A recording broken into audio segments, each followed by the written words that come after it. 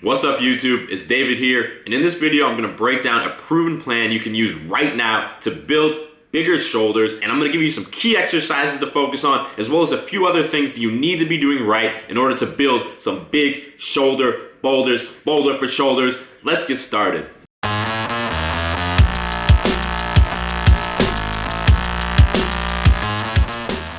So as I'm sitting here sipping on my pre-workout espresso, I'm gonna get started by going over the basic anatomy of the shoulder, because the shoulder is actually made up of 3 separate muscles. As you can see in the photo I just popped up, the red muscle there is your anterior deltoid, or the front of your shoulder. The green muscle there is your medial deltoid, which is sort of the middle part of your shoulder, and the blue is the posterior deltoid, or the back or rear part of your shoulder. And in order to build big ass shoulders, you need to make sure that you're growing all 3 of these different muscles. Otherwise, you're gonna have awkward looking shoulders that are, really big in the front, but no muscle mass in the back. And this is so important because this means that you need to be including multiple exercises in your routine that target each of these different parts of your shoulder. Anyway, that caffeine has kicked in. Let's walk over towards the gym and keep talking.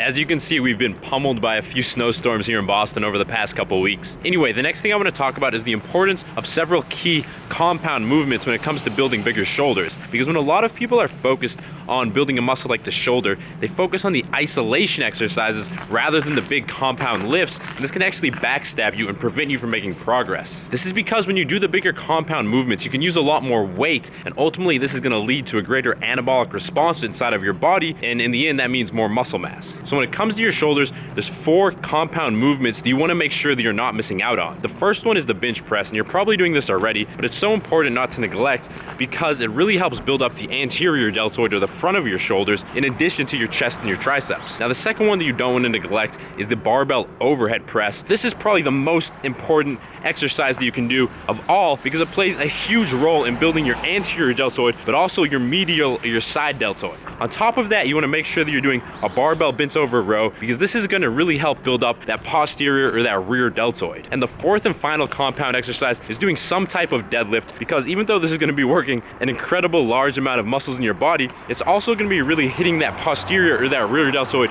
very hard. Alright, so next I want to talk about which specific isolation movements are best for building up each part of the shoulder, but I'm getting to the gym now, so let's get this workout in, let's get big, and then let's keep it going after that.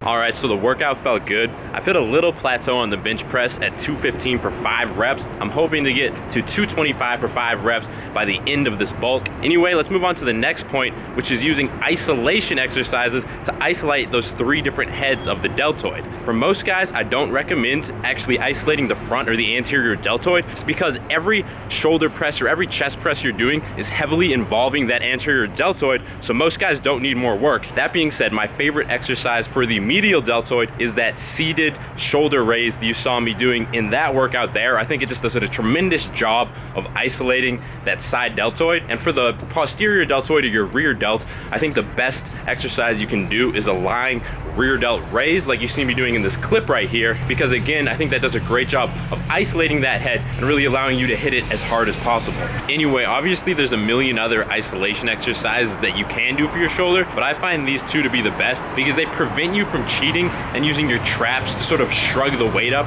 which is a very common mistake that a lot of guys make. That being said, I'm heading home to wrap up the video, but I gotta stop at Target on the way back to grab some everything bagels for my breakfast. But keep watching, because when I get back home, I'm gonna wrap up and talk about one key mistake that a lot of guys make that prevents them from building muscle in their shoulders, and you don't wanna miss it.